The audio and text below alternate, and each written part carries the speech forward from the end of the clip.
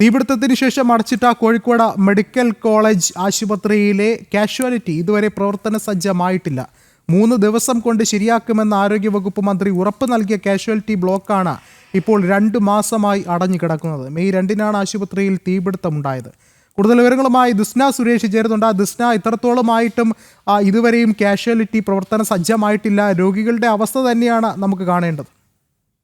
തീർച്ചയായും Vishnu, May 2-നാണ് PMSSY ബ്ലോക്കിൽ തീപിടുത്തം ഉണ്ടാകുന്നത്. പിന്നീട് 4 ദിവസത്തിന് ശേഷമാണ് 6-ാം നിലയിലെ ശസ്ത്രക്രിയ വിഭാഗത്തിൽ ഉൾപ്പെടെ തീപിടുത്തം ഉണ്ടായത്. ആ തീപിടുത്തം പൂർത്തിയായിട്ട് ഇത്രയും മാസങ്ങൾ പിന്നിട്ടിട്ടും അത് തുറന്നു കൊടുക്കുവാനുള്ള പണികൾ പൂർത്തിയായിട്ടില്ല എന്നൊരു വിശദീകരണമാണ് അധികൃതരുടെ ഭാഗത്ത് നിന്ന് ലഭ്യമായിട്ടുള്ളത്. പ്രധാനമായും അവർ പറയുന്ന കാരണങ്ങൾ എന്ന് പറയുന്നത് ഈ കരാറുകാരുടെ അനാസ്ഥ, പിന്നീട് മഴ വന്നു, അത്തരത്തിലുള്ള നിസ്സാരവൽക്കരിക്കപ്പെടുന്ന ചില കാരണങ്ങൾ മാത്രമാണ് ഈ അധികൃതർ എടുത്തു കാണിക്കുന്നത് എന്നതാണ്. ഇപ്പോൾ താൽക്കാലികമായി കാഷ്വാലിറ്റി പ്രവർത്തിക്കുന്നത് പഴയ കെട്ടിടത്തിലാണ്. നമുക്കറിയാം, കോഴിക്കോട് ജില്ലയിൽ അല്ലെങ്കിൽ കോഴിക്കോട് ആശുപത്രി ഏറ്റവും കൂടുതൽ സാധാരണക്കാരായ ജനങ്ങൾ ആശ്രയിക്കുന്ന ആശുപത്രിയാണ്. ഇത്രയും മാസങ്ങൾ പിന്നിട്ടിട്ട് കൂടിയും അറ്റകുറ്റപ്പണികൾ പൂർത്തീകരിക്കാൻ സാധിച്ചിട്ടില്ല എന്നത് ഏറ്റവും എടുത്തു പറയേണ്ട ഒരു കാര്യമാണ്. ആ സമയത്ത് ആരോഗ്യമന്ത്രി പറഞ്ഞത് 3 ആഴ്ചയ്ക്കുള്ളിൽ പ്രവർത്തനം പുനരാരംഭിക്കും എന്നൊരു കാര്യമാണ് ആരോഗ്യമന്ത്രി മാധ്യമങ്ങളിൽ ഉൾപ്പെടെ വ്യക്തമാക്കിയിട്ടുള്ളത്. കൂടാതെ തന്നെ വിഷ്ണു, എടുത്തു പറയേണ്ടത്